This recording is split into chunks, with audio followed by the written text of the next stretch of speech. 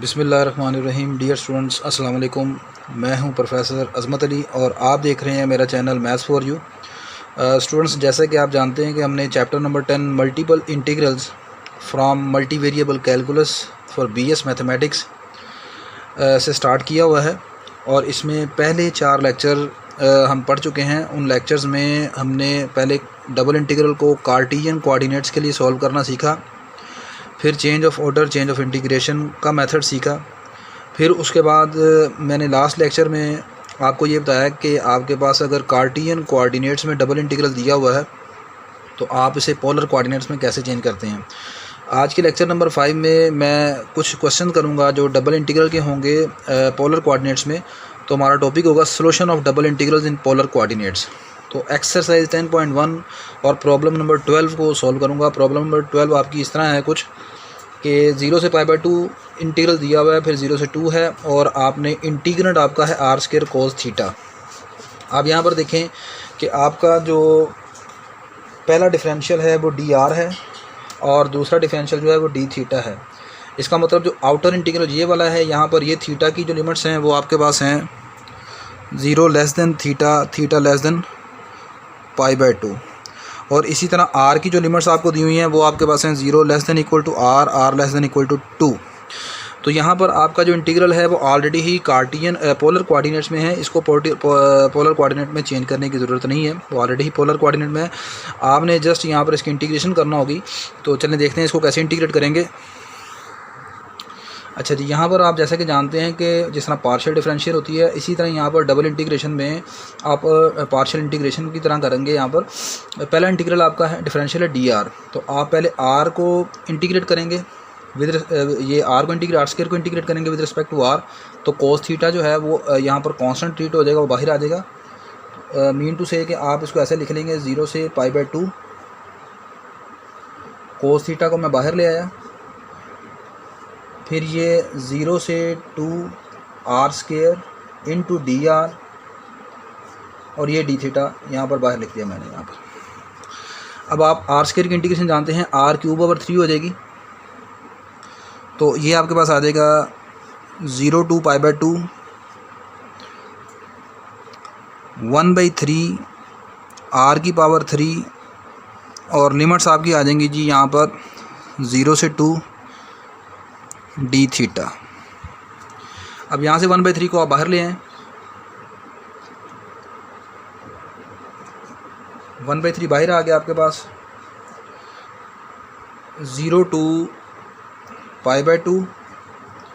अब यहाँ पर r³ में आप लिमिट्स पुट कर दें। पहले अपर लिमिट पुट करेंगे, ये आ जाएगा 2³ minus lower limit 0³ into d theta. 1/3 0 to π/2 2³ हो गया 8, ये आ गया 8 इंटू d थीटा। 8 बाहर आ जाएगा यहाँ से, ये आ जाएगा 8/3 और बाकी रह गया आपके पास d थीटा। d थीटा की इंटीग्रेशन हो गई थीटा और लिमिट्स आपकी आ गई 0 से π/2। अच्छा, यहाँ पर थोड़ी सी मुझसे मिस्टेक हो गई कि r² की इंटीग्रेशन तो 1/3 r ये हो गई, r3/3। ये cos थीटा रह गया था यहाँ पर, वो यहाँ पर मुझे लिखना भूल गया। तो ये cos थीटा यहाँ पर आप शुरू में लिख लेंगे, 1/3 बाहर आ गया, इधर भी आपका cos थीटा रह जाएगा। अब cos थीटा की इंटीग्रेशन हो जाएगी sin थीटा। तो ये आपके पास आ जाएगा sin थीटा 0 to π/2। अब इसमें आप लिमिट अप्लाई कर दें तो ये जनाब आपके पास आ जाएगा 8/3 sin π/2 माइनस sin 0।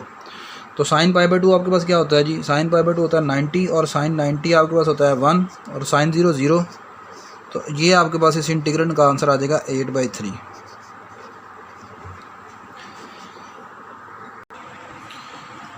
अच्छा बेटा जी, नेक्स्ट आपका क्वेश्चन नंबर 13 है 10.1 एक्सरसाइज का। क्वेश्चन थोड़ा सा लेंथी होगा यहाँ पर आपका। ये आपने सबसे पहले यहाँ पर ये पोलर कोऑर्डिनेट्स में आपको डबल इंटीग्रल दिया हुआ है। तो पहला आपका डिफरेंशियल है dr। तो पहले वाला डिफरेंशियल इनर डिफरेंशियल आपका आ रहा है, तो आप r की इंटीग्रेशन कर लें। r3 की इंटीग्रेशन हो जाएगी r³ की, r की पावर 4/4। तो 1/4 को मैं शुरू में ले आता हूँ और ये लिख लिया मैंने r की पावर 4 और लिमिट्स इसकी आ गई 0 से लेकर 1 माइनस कोस थीटा और ये आपका आ गया जी cos square theta. D r ख़त्म हो गया, आर के लास्ट से हमने डेरिवेटिव ले लिया, डिफरेंस इंटीग्रेशन कर ली है, ये आपका आ गया डी थीटा। 1/4 0 to 2 पाई, ये आ जाएगा अपर लिमिट पुट करेंगे, ये आ जाएगा 1 माइनस कोस थीटा की पावर 4। लोअर लिमिट पुट करेंगे वो आ जाएगा 0 की पावर 4, वो ख़त्म हो जाएगा, into cos square theta into d theta. अब यहाँ पर 1 माइनस कोस थीटा की पावर 4 को हम पहले ओपन करते हैं बायनोमियल थ्योरम से। अच्छा जी, यहाँ पर 1 माइनस कोस थीटा की पावर 4 हमने ओपन करनी है। ये आपके पास आ जाएगा जी 1 माइनस कोस थीटा की power 4 by using binomial theorem. पहले नंबर की पावर 4 यानी 1 आ गया, फिर माइनस फार्मूले का। अब इसकी एक एक पावर कम होती जाएगी 1 की और दूसरी इसकी बढ़ती जाएगी। आप जानते हैं यहाँ पर देखें a माइनस बी की पावर जो 4 है, अगर इसको आपने ओपन करना हो तो वो इस तरह होता है a की पावर 4 माइनस 4c1 a की power 3 into b plus 4c2 into a की पावर 2 b का square minus 4c3 into a into b की power 3 plus 4c4 into a की पावर 0 रह जाएगी और बी की पावर 4 हो जाएगी। तो इसके अकॉर्डिंग अगर आप इसको ओपन करते हैं यहाँ पर मैं यहाँ पर नीचे से ओपन कर लेता हूँ, यानी यहाँ पर आ जाएगी ये 1 माइनस कोस थीटा की पावर 4 जो है वो आपके पास आ जाएगी। पहले ए की पावर 4, ए हमारा 1 है यानी 1 की पावर 4 1 आ गया, 4c1 4 होता है, ए की पावर 3 यानी 1 की पावर 3 1 होगी, बी यानी 4 कोस थीटा बन गया ये, प्लस 4c2 6 के इक्वल है, ए की पावर 2 यानी 1 की पावर 2 1 ही होगी, बी का स्क्वायर मतलब कोस स्क्वायर थीटा आ गया। 4c3 आपके पास 4 होता है, ए 1 है छोड़ दें उसको, बी की पावर 3 यानी कोस क्यूब थीटा। 4c4 1 के इक्वल है, ए की पावर 0 भी 1 के इक्वल है, प्लस बी की पावर 4 यानी कोस की पावर 4 थीटा। ये आपके पास यहाँ पर आ जाएगा 1 माइनस कोस थीटा की पावर 4। इसे आप जनाब यहाँ पर इधर हम इसे इंटीग्रल नंबर 1 का नाम दे देते हैं। अब इसको हमने मल्टीप्लाई करना है कोस स्क्वायर थीटा से, ठीक है। कोस स्क्वायर थीटा से इसको मल्टीप्लाई करके फिर इसमें यहाँ पर 1 में पुट करेंगे इसे। नेक्स्ट अब इसको मल्टीप्लाई करते हैं कोस स्क्वायर थीटा से, तो ये 1 माइनस कोस थीटा की पावर 4 हमारे पास ये सारी आगे कोस स्क्वायर थीटा से इसको मल्टीप्लाई करेंगे, ये बन जाएगा जनाब cos square theta minus 4 time cos cube theta plus 6 time cos की power 4 theta minus 4 time cos की पावर 5 थीटा प्लस कोस की पावर 6 थीटा। ये सारी वैल्यू को आप 1 में पुट कर दें, पुट इन 1। तो 1 आपका इंटीग्रल था जी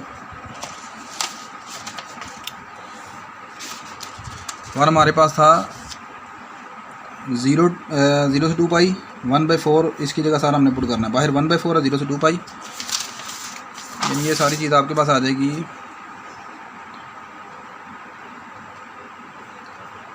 1/4 0 से लेकर 2 pi cos square theta minus 4 time cos cube theta plus 6 time cos की पावर 4 थीटा माइनस 4 कोस की पावर 5 थीटा प्लस कोस की power 6 theta into d theta. अच्छा जी, नेक्स्ट आपने अपनी कैलकुलस 1 में एक रिज़ल्ट पढ़ा हुआ है कि अगर if F of a minus x equal हो एफ ऑफ एक्स के, देन आपका जो इंटीग्रल है 0 से लेकर A F of x into d x, ये बदल जाता है, इस ए को हम हाफ़ कर देते हैं यानी a/2 हो जाता है, 2 यहाँ पर आ जाता है, यानी अपर लिमिट हाफ हो जाती है और ये इंटीग्रल डबल होकर इसको आप ऐसे लिख सकते हैं। ठीक हो गया जी। अब अगर आप इस रिज़ल्ट को इस्तेमाल करें तो आप देखें यहाँ पर हमारा जो फंक्शन है ये तमाम फंक्शन है कोस, ठीक है जी, ये तमाम फंक्शन कोसाइन है, कोसाइन फंक्शन है। Here we have powers different powers of cosines.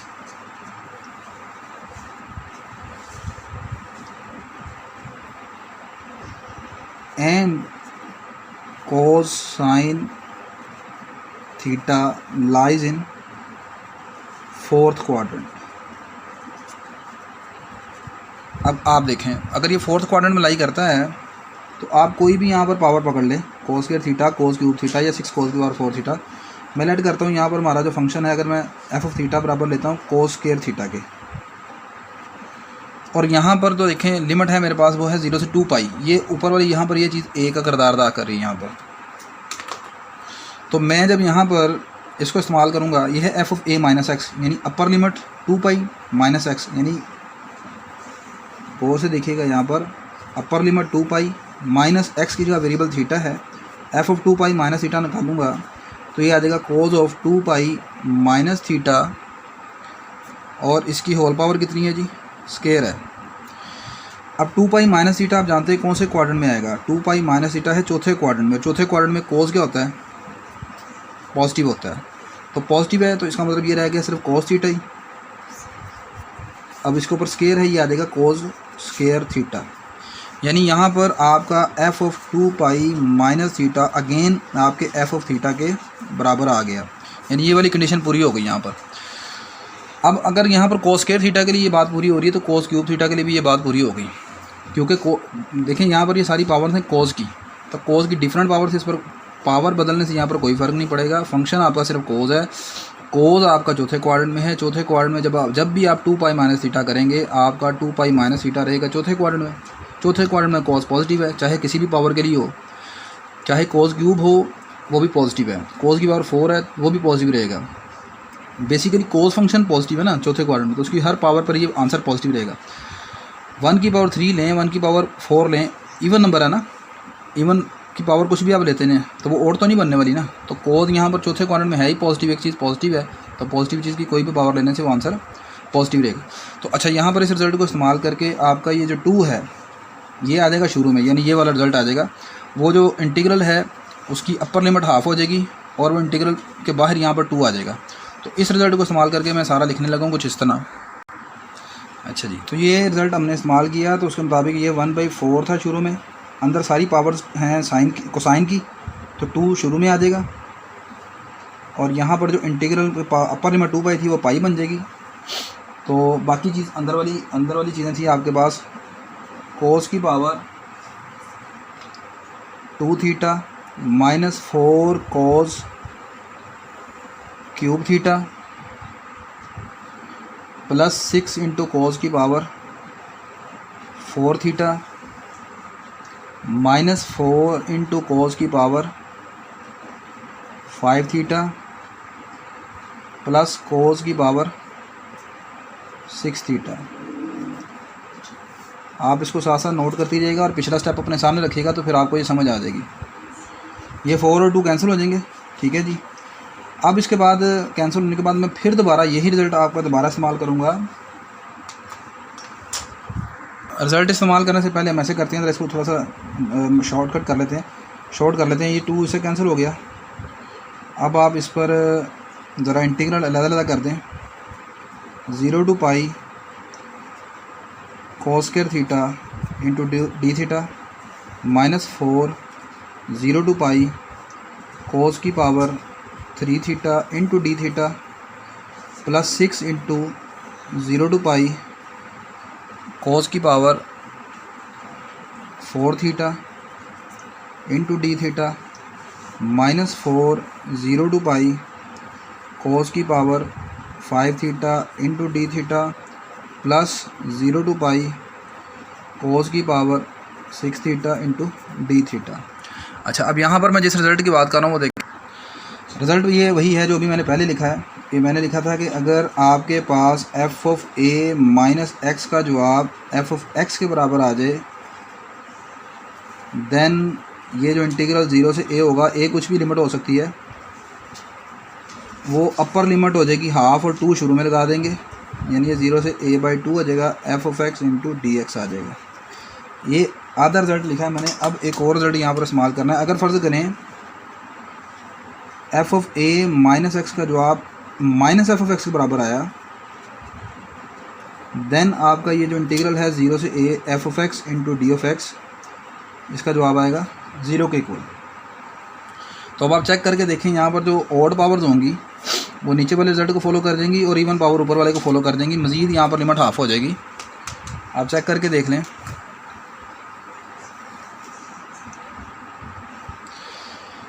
मैं यहाँ पर चलें पहले इसको सॉल्व करते हैं। इसको तो खैर मैंने पहले भी करके दिखाया। कोस क्यूब को लेट करते हैं। Take f of theta equal to cos cube theta. ठीक है जी, ये आपने रफ वर्क में करना होगा, पेपर में आपको ये बीच में करने की ज़रूरत नहीं है, बस आप यहाँ पर ये रेफरेंस वगैरह दे सकते हैं। ठीक है, तो यहाँ पर देखें आपके पास जो अपर लिमिट इस मरतबा है वो कितनी है, पाई के इक्वल है, यानी ये हमारा ए है जो पाई है यहाँ पर। तो आप कैसे लिखेंगे इसको, pi minus theta equal to cos pi minus theta और उसकी पावर आ गई 3 के इक्वल। अब पाई माइनस थीटा किस क्वाड्रेंट में आता है जी, पाई माइनस थीटा आता है आपका सेकंड क्वाड्रेंट में, और सेकंड क्वाड्रेंट में कोस क्या होता है, नेगेटिव। इसको ज़रा एक मतलब ऐसे लिखने, cos pi minus theta whole power 3। Pi minus theta second quadrant में, सेकंड क्वाड्रेंट में कोस होता है नेगेटिव, तो ये आ जाएगा माइनस कोस क्यूब थीटा के इक्वल। ठीक है जी, आप इस पर कोस अल्फा माइनस बीटा का फार्मूला भी ओपन कर सकते हैं, लेकिन मैंने लाइट एंगल का कॉन्सेप्ट इस्तेमाल किया है, तो ये माइनस कोस क्यूब थीटा आ गया। इसका मतलब ये चीज़ आपकी सारी बन गई है, f of pi minus theta आ गया, माइनस इसको क्या लिखा था हमने, एफ ऑफ थीटा, ये एफ ऑफ थीटा का इक्वल आ गया। यानी यहाँ पर ये वाली शर्त को पूरा कर गया।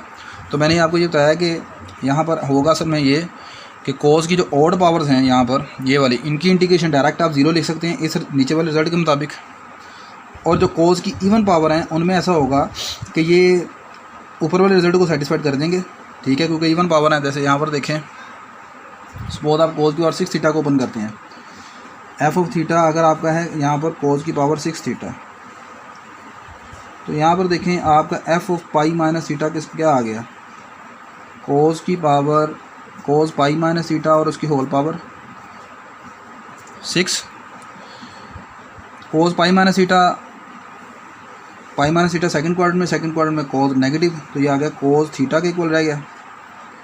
मैं बता रहा हूँ अगर लाइट एंगल नहीं आता आपको तो आप कोस अल्फा माइनस बीटा का फार्मूला ओपन करके देख लें, cos pi minus theta minus cos theta के बराबर है। ऊपर पावर 6 है, अब ऊपर पावर 6 इवन है, इवन होने के अंदर से क्या होगा, नेगेटिव ख़त्म हो जाएगा, तो आपका ये फिर वही फंक्शन आ गया एफ ऑफ थीटा के इक्वल।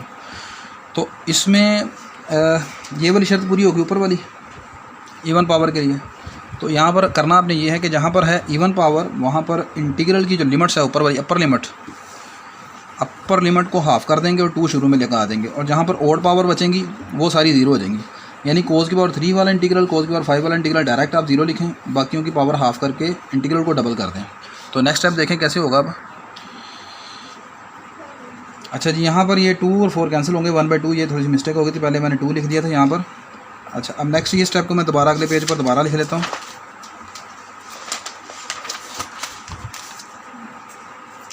ये लिखने के बाद अब देखें, मैंने भी आपको जैसे कि बताया कि इवन पावर को क्या करना है आपने, ये आपकी पहली इवन पावर है 0 से पाई कॉस स्क्वायर थीटा है ना, तो आपने इंटीग्रल को कर देना डबल और पावर को कर देना हाफ। तो ये आ गया 0 से, अब पावर कह रहा हूँ अपर लिमिट को सॉरी कर देना half, cos square theta into d theta -4। Odd power को मैंने बताया यहाँ पर हो जाएंगे 0, ये 0 हो जाएगा, प्लस इधर भी इंटीग्रल को आपने कर देना डबल। अच्छा, इसको भी इंटीग्रल को मैंने कहा डबल कर देंगे, तो ये हो जाएगा डबल होगा 2 6 12, और अपर लिमिट हो जाएगी हाफ इंटू कॉस की power 4 theta into d theta, फिर माइनस ये आ जाएगा 4, ये आपकी कॉस की पावर 5 थीटा है, ओड पावर है, यहाँ पर आप इसको कर देंगे जी 0, प्लस इधर इवन पावर है, इस इंटीग्रल को भी आप कर देंगे डबल, और ऊपर अपर लिमिट हो जाएगी हाफ इसकी, कोस की power 6 theta into d theta. अब आप ऐसा करें, ये 1/2 को अंदर मल्टीप्लाई कर दें, ये 2 से कट गया, ये आपके पास आ गया 0 से पाई/2 cos square theta into d theta ये 0 हो गया। आगे आगे 12 को जब 2 से मल्टीप्लाई करेंगे यार आ जाएगा 6, 0 से π/2 कोस की power 4 theta into d theta plus ये 0 हो गया। ये आ गया 2 इससे कट जाएगा, 1 रह जाएगा, ख़त्म हो जाएगा। 0 से π/2 कोस की power 6 theta into d theta. अब आपने यहाँ पर वेलिस कोसाइन फार्मूले को यूज़ करना है।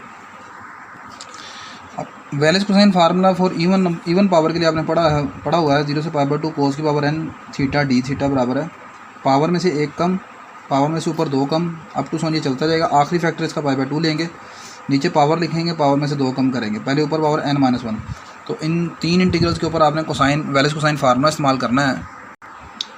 चलें जी, यहाँ पर आपका n जो है वो 2 के इक्वल है, तो ऊपर आपने 1 कम करना है 2-1, नीचे आपने n पूरा लिख देना है। मज़ीद कम नहीं कर सकते, ऊपर 2 कम करेंगे और नेगेटिव हो जाएगा पावर।